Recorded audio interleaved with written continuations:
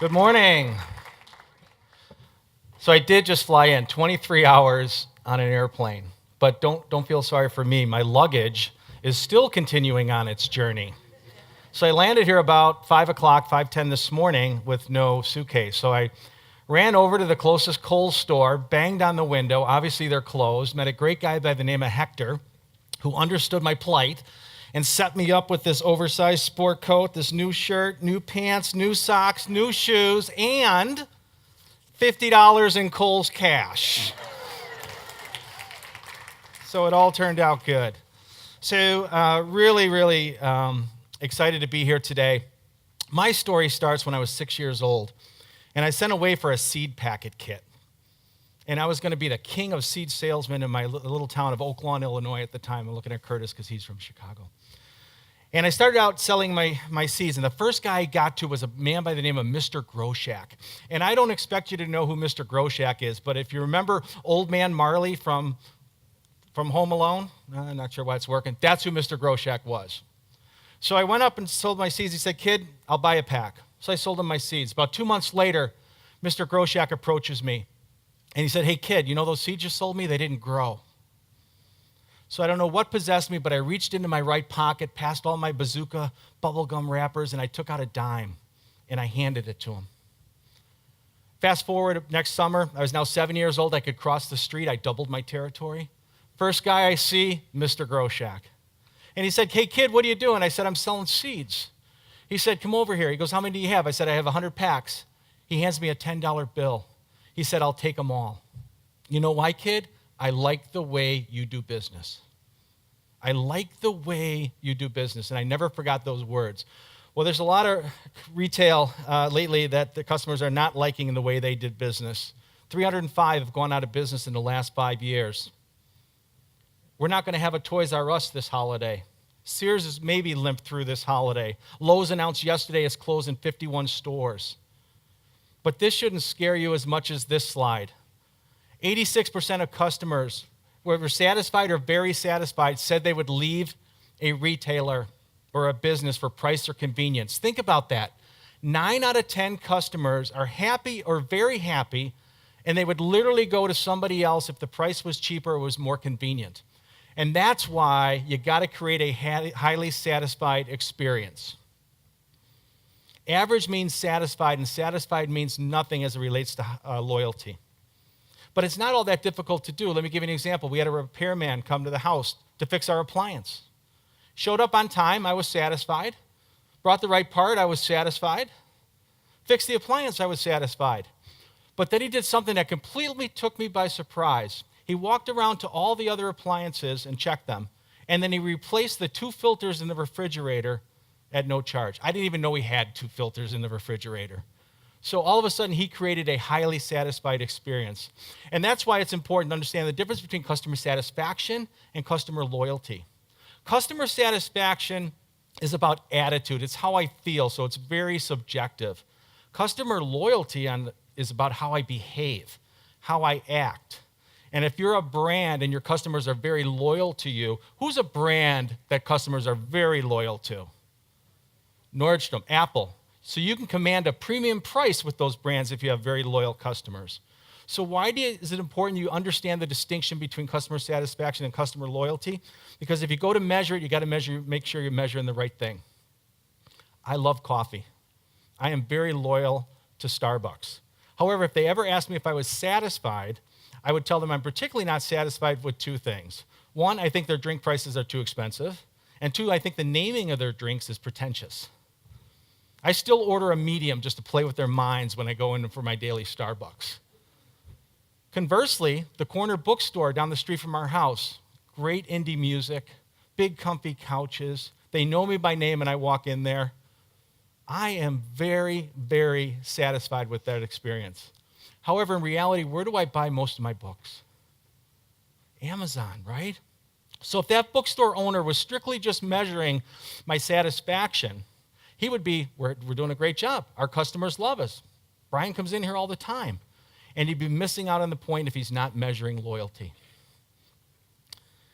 If I asked you, what is the function of every business operating out there today, from the mom and pop store down the street to Red Propeller, What is the function of every business? It's to make money, right? And I would argue that's not the function of the business, that's the goal of the business. And when you confuse the function of the business and the goal of the business, you get in trouble. The function of the business is about the acquisition and maintenance of customers. And if you listen to anything I say today, this is what I want you to walk away with. The function of every business, and therefore the person in every business, is about the acquisition and maintenance of customers. And when you confuse it, you get in trouble. I was heading out to Boston at a very exquisite hotel for an event, and before I left, my neighbor said, whatever you do, you got to try the crab bisque at this hotel. It is the best in the world. So I got there a little bit early, had some time, walked up to the restaurant, was greeted by the maitre d', and he said, will you be joining us for dinner? I said, I can't, but I heard you have the best crab bisque in the world. And he looks at me, he said, I'm sorry, we don't serve soup for dinner. Now, it kind of pissed me off he called crab bisque soup, but that didn't make me nearly as mad as the fact it was appearing I wasn't going to get any. So I asked him again. I said, I'm sorry, you see the people lining up over there? I'm doing a signing. I have an event. I don't have a lot of time.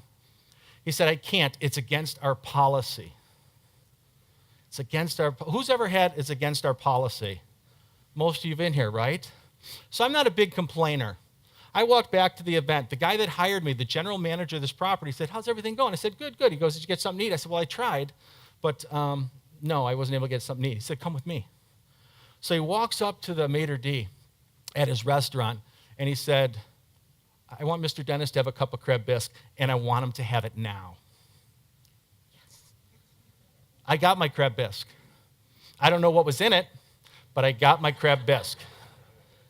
He thought his job was to enforce the policy. Generally in our society, who do we trust with enforcing policy? Who do we trust in our society enforcing policy? Yeah, police officers, cops. Anybody want to eat in a restaurant run by cops? Show of hands. Anybody? Of course not. Of course not. The winners in customer experience will be those that can disrupt, those that are changing. Disruption doesn't take you by surprise unless you're the one disrupting. So who are some of these companies out there disrupting? How about Airbnb? Who stayed in an Airbnb? Most of the people in here. Changing how surveys are done. What's really cool about Airbnb is you just don't get to review them, they get to review you. So when we're traveling, I swear to God, my wife cleans an Airbnb like we're at home because she wants to make sure she doesn't get a negative review. Like, what? What's wrong with this? But they pioneered the two-way reviews. And you can also send a note to the host in advance or afterwards and private message them. 70% feedback rating. How about Casper? Has anybody bought a mattress from Casper? In 2017, in a survey, more people said they would rather attend a funeral than go mattress shopping. Think about that. That's pretty bad. So Casper said, we know the experience is bad. We're going to operate online, and we're going to ship you the mattress. And if you don't like it after 120 days, we'll come pick it up, and we'll donate it to a charity. Totally changed how people are thinking about mattress shopping. And they're so good now they're opening up stores. Everybody's opening up stores, going online. They're doing the complete opposite. Great customer disrupting the industry. Here's a really cool place. It's called the Magic Castle. Last time I looked, about a month ago, this was ranked number 3 of all Los Angeles area hotels. You're looking at it saying, Brian, cannot be possible. You got the Beverly Wilshire, you got the Ritz-Carlton, you got the Four Seasons. That's that high. Why is it that high? Because they cater to children and families. They've got a phone by the pool. It's a popsicle hotline. You pick up the phone, and they'll bring popsicles right to the pool. They've got an ice cream machine and soda machine, free of charge. They've got snacks throughout your entire stay. This is right by Disneyland. And they'll do your laundry free of charge. That's how a little tiny hotel like the Magic Castle can change the customer experience. Try getting a reservation at this place, next to impossible. How about this? Who's had an MRI done? When you do an MRI, what do you think about? What are some of the things that, as you're in there, tell the experiences? Don't move, stay still. Can't wait for it to be over, the noise, right?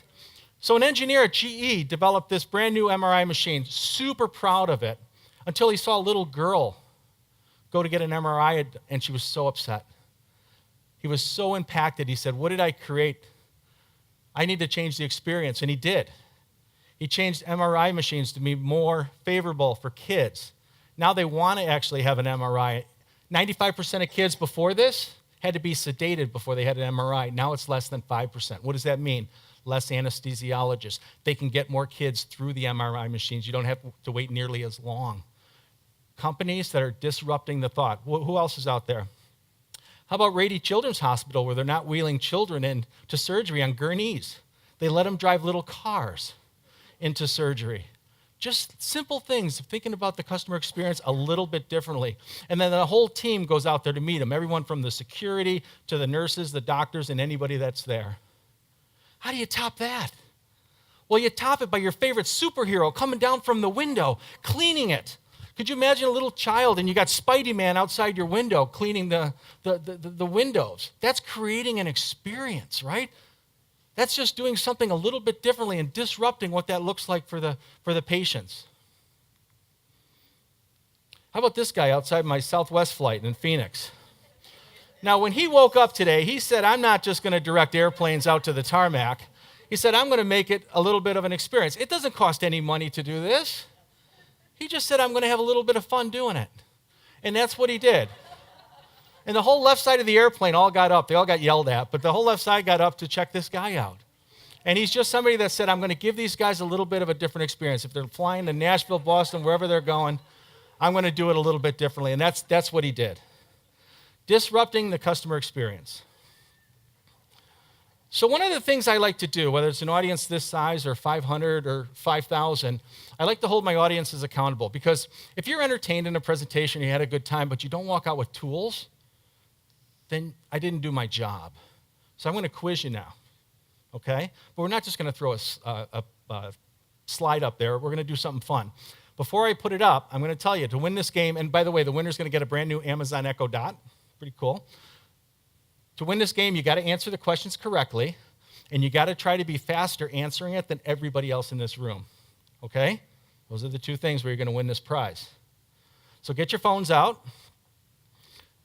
And I want you to just go into any browser, pick any browser, and just type in Kahoot.it.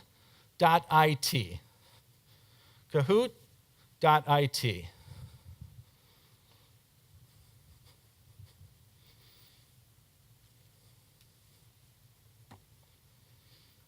All right, we can hit start back there. All right. Anybody having a hard time getting into it? All right. So just type in that little number. We can turn the sound off. Thank you. All right, who's going to be my first person on the board?